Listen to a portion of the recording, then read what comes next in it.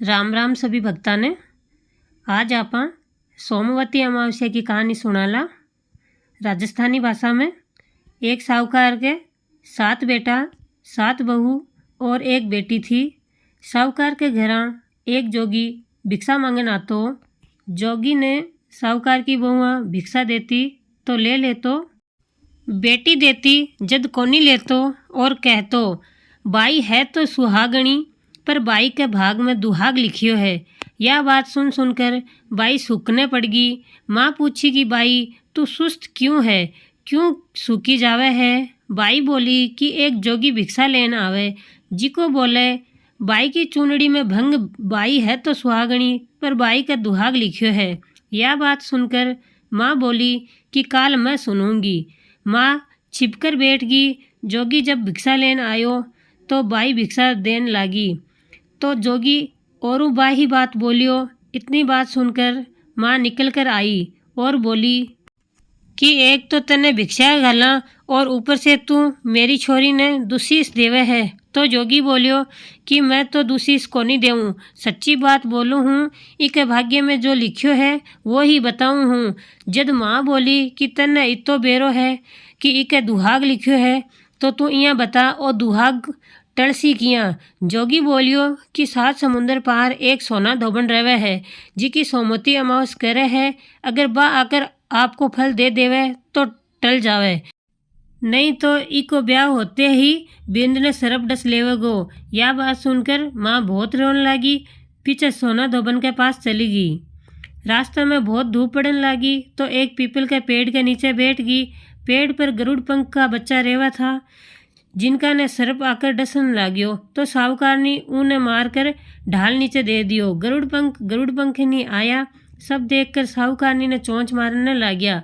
साहूकारनी बोली मैं तो थारा बच्चा ने बचाया हूँ, मारने वालों तो बेरी ढाल के नीचे पड़ियो है। जना बोलिया कि तू मेरा बच्चा जिवाया है तो कुछ मांग।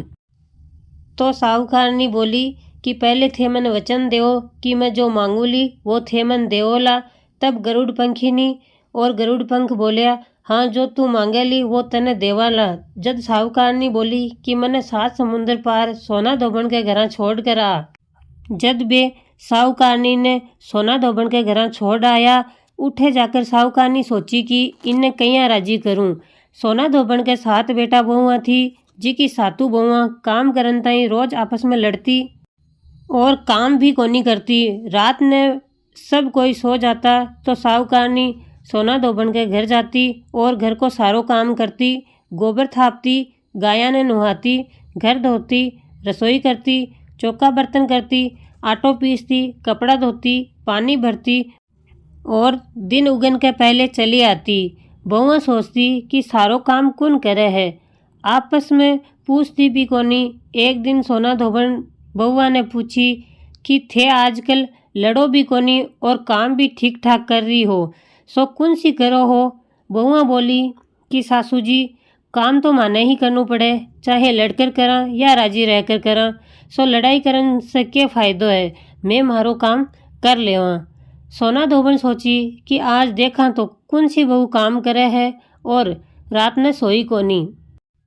रात ने देखे तो एक स्त्री आई और घर को सारो काम करके जान लागी। तो सोना धोबन पूछी कि भाई तू कौन है, तने हमारी इसी काई ज़रूरत है जिको तने इतनो काम करनू पड़े। बा बोली कि मैंने ज़रूरत है जद ही तो काम करूँ हूँ। सोना धोबन पूछी कि तने क्या चाहिए।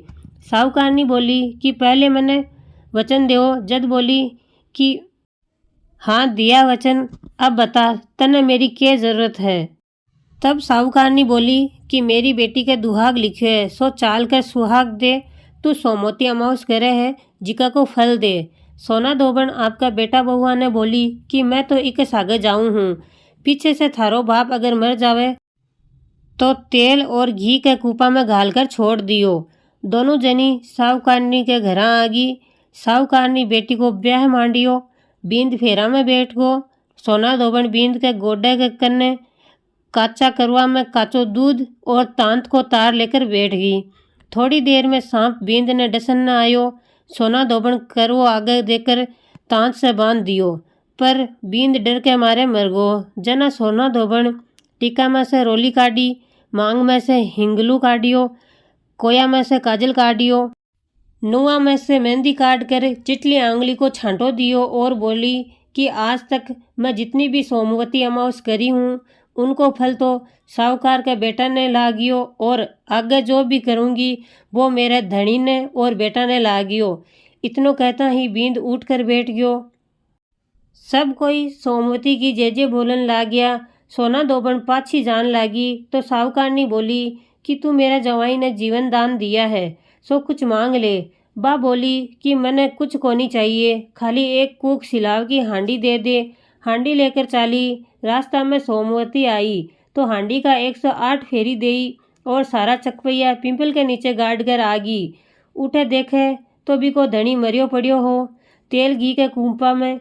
जद टीका में से रोली काढ़ी, मांग में से हिंगलू काढ़ियो, कोया में से काजल काढ़ियो, नुआ में से मेहंदी काढ़ी और चिटली आंगली को छींटो दियो और बोली कि जो रास्ता में सोमवती अमावस में करी हूँ उनको फल मेरे धनी ने लागियो। इतना कहता ही धनी उठ कर बैठ गो। पाछे घर को जोशी आयो और बोलियो कि जजमान सोमवती अमावस्या को के करियो हो सो दे दो। सोना दोबन बोली मैंने तो सोमवती अमावस्या रास्ता में आई ही सो मैं तो कुछ भी कोनी करियो, जो करियो है सो पिंपल के नीचे ही गाड़ दियो। जोशी जाकर खोद कर देखे तो 108 और 13 सोना का चक्कर हो रहा है। जोशी जल्दी जल्दी सारा घरान ले आयो और कियो कि जजमान ऐसी फेरी करी है और मैंने कह दियो कि कुछ भी कोनी करियो। सोना धोबन बोली कि ये तो थारे ही भाग को होयो है, मैं तो कुछ ही कोनी करियो सो थारो ही है, तू ही ले जा। जोशी बोलियो मेरी तो चौथी पांती है, बाकी जो धन बच्यो है वो सब थारो ही है, थारो जो मन करे बिने दे। पीछे सारी नगरी में हेलो फिरा दियो कि सब कोई ने सोमवती अमावस्या करनी चाहिए।